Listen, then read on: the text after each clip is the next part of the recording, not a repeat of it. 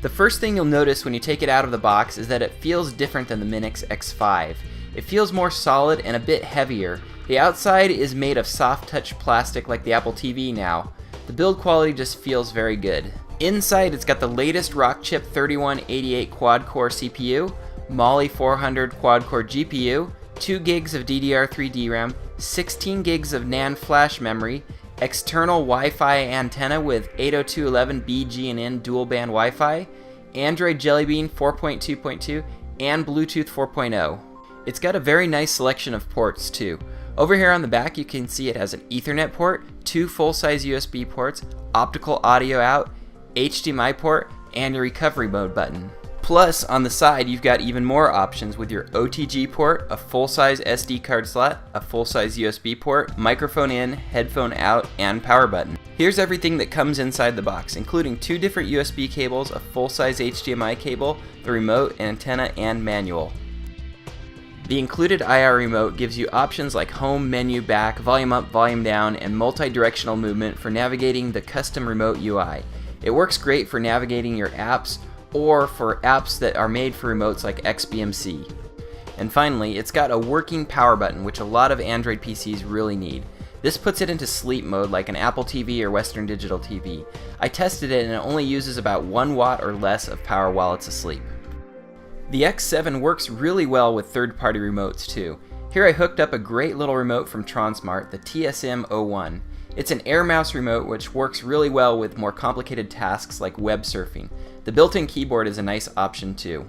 MINIX has a new air mouse remote coming out as well. I'll put a link to both remotes in the video description down below. Alright, now let's take a look at what you'll see the first time you boot up the X7. So this is the stock launcher. It's basically just Android 4.2.2 Jelly Bean. We'll take a look at some of the settings and options and then we'll do a couple benchmarks. So the first thing that I noticed is under Wi-Fi, I see a lot more of my neighbor's Wi-Fi networks than I ever have before. Next up, we've got Bluetooth 4.0, which works well. I've tried it out. And we've got the Ethernet on and off switch for the port on the back. Another cool thing is the portable hotspot feature that doesn't work on most Android mini PCs works on MINIX devices. So the way it works is you turn off the Wi-Fi, hook an Ethernet cable to your X7, and your X7 is now a portable Wi-Fi hotspot. I tested this and the range and speed were really both pretty good. So you could use this as a router as well, although I prefer it as a media player.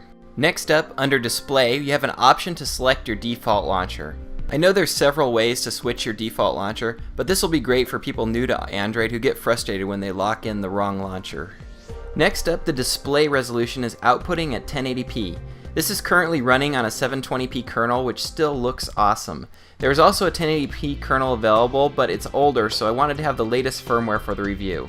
I'll add notes in the description as to my firmware recommendations as soon as I have time to test a couple of ROMs. And now one of my favorite parts, it's got 4 gigs for app storage, 10 gigs for data storage out of a total of 16 gigabytes available. Plus it takes SD cards up to 32 gigabytes, and I've tested it with a 2 terabyte USB hard drive without any problems.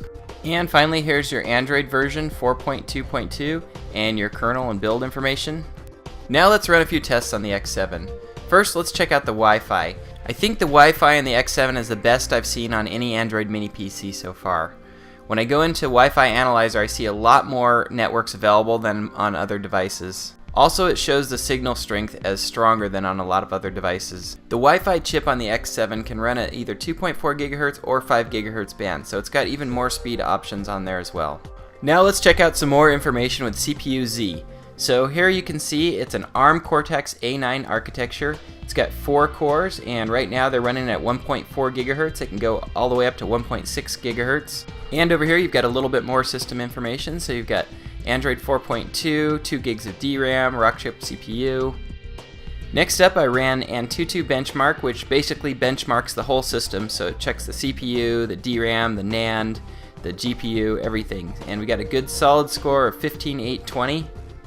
And finally I ran LinPack, which just does a quick CPU benchmark so you can compare it to other Android mini PCs, and it got a solid score of 125. I went ahead and installed some more resource intensive apps like Next Launcher 3D and this live wallpaper called Space Colony, but nothing really seemed to slow it down. The X7 held up very well, and even while running all this, still only uses 3 to 4 watts of power according to my watt meter.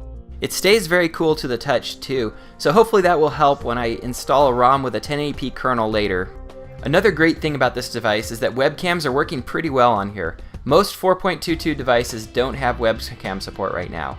I know of at least 5 Logitech devices that work on the X7, including the 920, which is a 1080p cam, and the 310, which is a great value cam. Here I'm running my old Logitech Quick Cam, which doesn't have that great of photo quality, but just to show that it does work. I'll put links to the webcams that I know work in the description down below. Next, I tested out Skype using my iPad and my wife in the other room. It worked, but the audio was a little buggy, probably because I'm using a non-supported Logitech Quick Cam. Stick to the supported cams and Skype should work for you.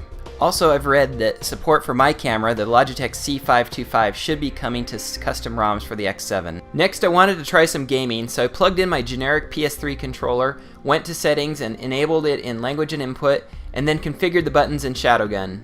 I also tried my Xbox 360 controller, but it wouldn't work for me. Both controllers are corded USB controllers, but Bluetooth controllers should work if you use a third-party app like 6-Axis Controller. And finally, I've saved the best for last. Video on the MINIX X7 is really good. It's liquid smooth, playing 1080p MKVs is no problem. Even home video shot in MTS format is pretty smooth on the X7. Here's a clip I shot on my Sony PJ710 camcorder, and it's just me walking down a path in the Sawtooths, but if you look in the properties, this clip is 1080p 60 frames a second.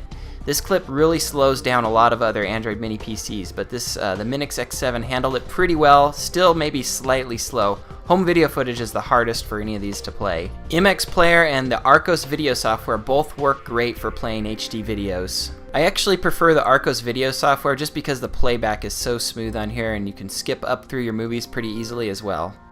Now, I've tested this on lots of different 1080p MKV movies, and they seem to play really nice and smooth. I can't show that on YouTube here, so here's some footage I shot at the aquarium that you can kind of get an idea of how it looks. The only downside I found during my review is XBMC is still not fully hardware accelerated. You can make it work with the MX Player version of XBMC, but it's not quite there yet. And that's not MINIX's fault, that's XBMC needs to get the hardware acceleration going. Now, on the plus side, the X7 has improved build quality, which feels even more solid. It's got butter smooth video, apps work great, and it's nice and stable. Webcams are now supported. It has a remote with a working power button, and it sips power at only 4 watts. Be sure to look down below in the video description. I'll put a link to the MINIX X7 and all the hardware and software you saw in the video in there. Also, the X7 should have some custom ROMs available pretty soon. As soon as they come out, I'll put a link in the video description to where you can get them. I'll make another video showing some custom ROMs running on the X7 as soon as I get some more time. If you like this video and you want to see more like it, hit that subscribe button and you'll see my videos as soon as they come out. And don't forget to give this video a like, it'll really help me out a ton. Thanks for watching, and as always, aloha.